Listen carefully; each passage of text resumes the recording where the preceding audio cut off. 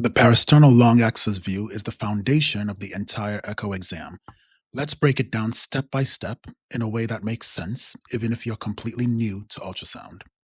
Before we go through the protocol, we must first talk about patient positioning. You should have the patient lay in left lateral decubitus, leaning slightly forward to bring the heart closer to the chest wall. Place your probe in the third to fourth intercostal space just left of the sternum. Usually you will find the PLAX view here. Then you're going to point the probe indicator towards the patient's right shoulder. This will give you the correct long axis alignment, so you'll be able to see the left ventricle, the mitral valve, and the aorta. Now all you have to do is make fine adjustments, angle slightly down towards the patient's right hip or up towards the left shoulder to optimize the left ventricular cavity and the aortic root. This should be able to give you the view that you're looking for. Now that you have the view, let's identify what you're looking at. First, this is your left atrium. This is your right ventricle in yellow and your left ventricle in green. This is your ascending aorta and your descending aorta. This is your right ventricular free wall and your LVOT. These are your interventricular septums and the posterior wall. These are your anterior and posterior mitral valve leaflets. This one is your anterior leaflet of the mitral valve, and this is your posterior leaflet of the mitral valve. This is your right coronary cusp of the aortic valve, and this is your non-coronary cusp of the aortic valve. Right here, we call it your sinus of Valsalva, but what we measure is your aortic root and your sinotubular junction. Start with a deep view of PLAX. This is your safety check. When you first land on PLAX, increase your depth. This gives you a wide view of the heart and the spaces around it. What you are looking for: 1. The pericardial space in front of and around the heart. 2. The pleural space behind the heart. Fluid in these spaces appears black on the screen. A little bit may be normal, but a large amount can be dangerous. If you see a lot of fluid, the exam changes and additional images are needed. But for beginners, the important thing is simply learning to spot it. Number 2, measure any fluid if you see it. If you notice pericardial or pleural fluid, you measure the thickness of the dark space. It's simple and quick, but very, very important.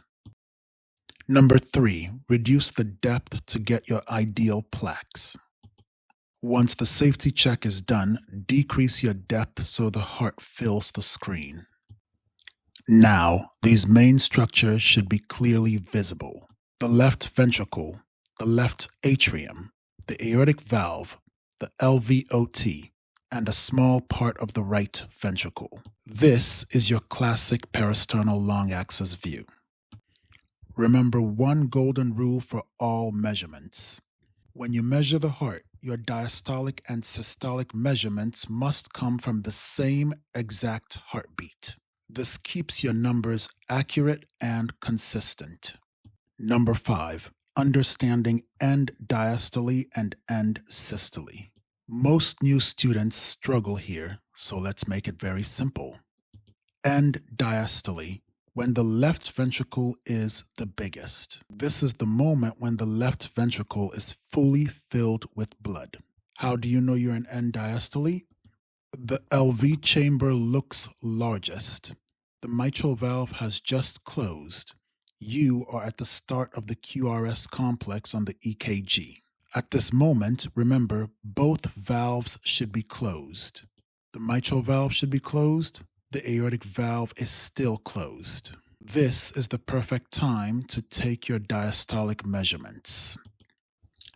End-Systole, when the left ventricle is the smallest. This is the moment when the left ventricle has squeezed out all its blood. How do you know you're in end-systole? The LV chamber looks smallest. The aortic valve has just closed. You are at the very end of the T wave on the EKG. At this moment, both valves should also be closed. The mitral valve is still closed, and the aortic valve has just closed. This is the perfect time to take your end-systolic measurements. When you measure the LV in both end-diastole and end-systole, your calipers must be placed perpendicular to the long axis of the LV chamber, meaning your line must cut straight across the ventricle at a 90-degree angle, and just as important, these perpendicular measurements should be taken at the level of the mitral valve leaflet tips. This is the standard measurement location for normal hearts. There is an exception, however. If the person has a sigmoid septum or a septal bulge, the ASE, that is the American Society for Echocardiography, recommends moving the measurement slightly towards the apex, just beyond the bulge, to avoid overestimating the wall thickness. This rule ensures your dimensions reflect the true LV size or the size of the left ventricle and not an angled or distorted segment of the left ventricle. Number 6, for measurements, remember 3 when it's big, 2 when it's small. In End-Diastole, the left ventricle is big, both valves closed. You measure 1 IVSD, septal thickness, 2 LVIDD, left ventricular internal diameter, 3 LVPWD, posterior wall thickness. In End-Systole, left ventricle small, both valves closed. You measure 4 LVIDS, left ventricle internal diameter in systole. 5 LA measurement, only when it's the biggest. Remember, you measure the left atrium in End-Systole because that's when it's the largest size. Use leading edge to leading edge straight across the atrium. Number 7, right ventricular measurements, optional for beginners. You don't need to measure the RV in PLAX unless it looks enlarged. For now, just learn how it normally looks. Number 8, LVOT and aortic valve zoom. Next, zoom in on the LVOT and aortic valve. Beginner rules. When you measure the LVOT diameter, make sure it's inner edge to inner edge. If the patient has had a TAVR or bioprosthetic valve, you measure outer edge to outer edge. For the aortic root, the sinus of Valsalva, the sinotubular junction, and the ascending aorta, you always measure leading edge to leading edge in End-Diastole. This makes your measurements much more accurate. Number 9, ascending aorta window. If you can't see the ascending aorta clearly, slide your probe slightly higher. Measure the widest visible part in End-Diastole. If anything looks unusual, like a dissection or post-surgical repair, you would take extra images. Number 10, zoom on the valves plus add color Doppler. Now zoom in on the aortic and mitral valves to see how they open and close. Add color Doppler to look for leaking or narrowing. You are building your eyes for normal versus abnormal motion. 11, endocarditis reminder. If infection of a valve is suspected, aka endocarditis, you would take zoomed images of all 4 valves from multiple windows. Vegetations look like small moving masses that are attached to the valves. Number 12, M-mode images, no measurements needed. Finally, take M-mode through the aortic valve, the mitral valve, and the left ventricle.